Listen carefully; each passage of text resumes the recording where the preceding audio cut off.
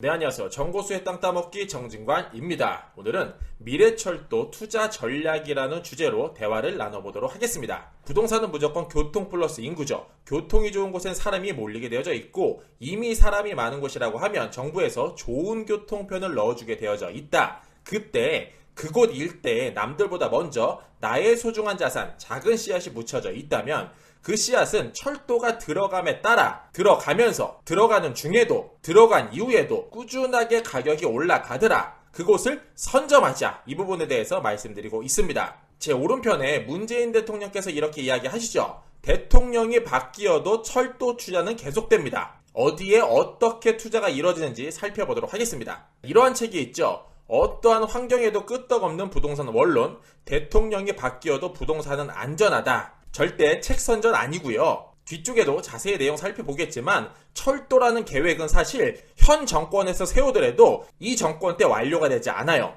그 다음 정권 혹은 그 다음 정권까지도 이어지더라. 이 부분에 초점을 두고 출발하면 좋을 것 같습니다. 제 머리 위에 과거 대통령들의 사진이 쭉 나열되어 있는데 이분 모두가 철도 사업에 있어서는 연결 꼬리에 꼬리를 물고 사업이 진행이 됐었더라 말씀드리겠습니다. 자, 오늘은 이렇게 진행토록 하겠습니다. 첫 번째죠. 2021년 6월 29일 화요일 날 10년 부동산 먹거리가 발표됐다고 해도 과언이 아니에요. 제목은 이렇죠.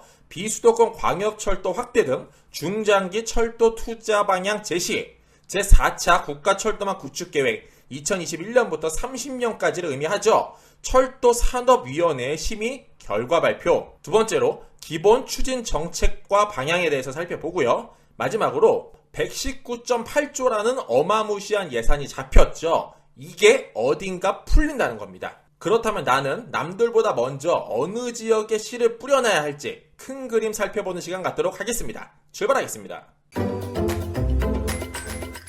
자, 큰 그림 보기 위해 국토교통부 홈페이지로 이동해 보겠습니다. 보도자료 내용을 살펴보시면 될 것 같고요. 이 중에서 21년 6월 29일 날 발표한 내용이죠. 비수도권 광역철도 확대 등 중장기 철도 투자 방향 제시. 개인도 투자를 하고 나라도 투자를 합니다. 그 내용을 클릭하게 되면은 보시는 바와 같은 창이 뜨게 되고요. 이 내용 중에 핵심 내용이죠. 7대 추진 방향 간단하게 읽어봐드리면 이렇습니다. 첫 번째로 철도 운영 효율성 제고, 두 번째 주요 거점간 고속 연결, 세 번째 비수도권 광역철도 확대, 네 번째 수도권 교통 혼잡 해소, 다섯 번째 산업발전 기반 조성, 여섯 번째 안전하고 편리한 이원 환경 조성, 일곱 번째 남북 및 대륙철도 연계 대비라는 커다란 주제로 119조 원을 풀어버리겠다는 거예요. 총 7가지 주제 중에 제가 뒤쪽에 설명드립니다. 핵심 주제, 이곳에다가 씨를 뿌려놓으심을 권면드리겠습니다. 보도자료 내용 살펴보도록 하겠습니다. 21년부터 30년까지 먹거리가 되겠고요. 사실 모든 사업이 국가사업뿐만 아니라 기업, 가정, 학교, 병원,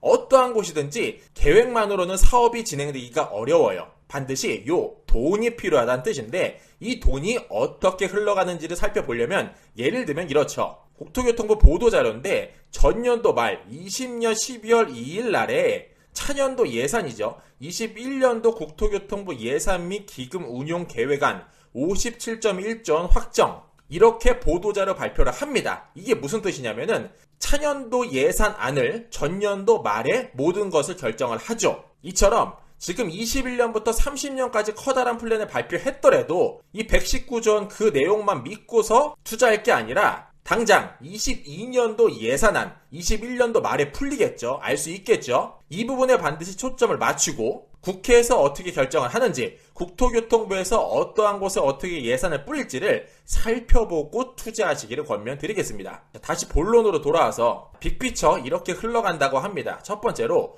병목 구간의 선로 용량 확충을 하고요. 단절 구간 연결 및 전철화 등 사업을 통해 국가철도망의 운영 효율성을 대폭 높일 계획이다. 두 번째, 고속철도 운행지역을 확대하고 기존 노선의 현형을 개량하고 지역 거점 간 이동 속도를 획기적으로 향상시키겠다. 다음 세 번째입니다.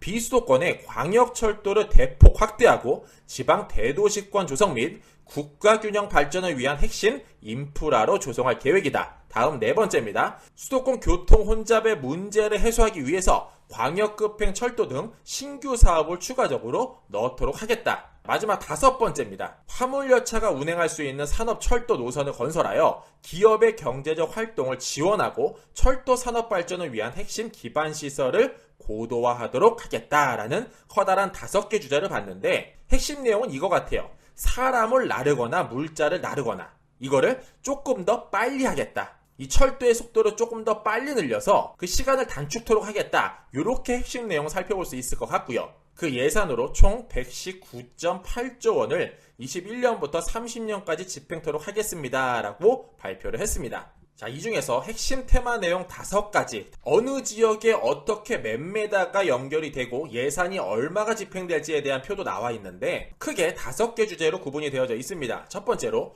운영 효율성 제고 사업, 두 번째 주요 거점 간 고속 연결 사업, 세 번째 비수도권 광역철도 확대 사업, 다음 네 번째입니다. 수도권 교통혼잡 해소 사업, 마지막으로 5번째 산업발전 기반 조성 사업으로 구분이 됐는데 모두 엄청난 파급력을 몰고 올 것으로 예상이 되지만 이 중에 나의 자산 즉식 소중한 씨앗을 어디에 묻을지를 고민하고 계신 분이라고 하면 반드시 이 영역을 관심 가져라 말씀드리겠습니다. 바로 수도권 교통혼잡 해소 사업이 되겠습니다. 이 내용을 7월달과 8월달에 탈탈 털도록 하겠습니다. 총 서울 경기권에 15개 신규 철도 사업이 되겠고요. 서부권 광역급행 철도죠. GTX D노선이라고 부르기도 합니다. 여기서부터 인천 2호선 고양 연장까지는 7월에, 다음 위례 3동선부터 신구로선까지는 8월달 안에 하나하나 탈탈 털어보는 시간 갖도록 하겠습니다. 자, 마무리하겠습니다. 2022년 3월 9일 대한민국 20대 대통령이 결정이 됩니다. 이제 1년도 채 남지 않은 상황인데 보수와 진보, 각종 부동산 강화 완화 정책에도 불구하고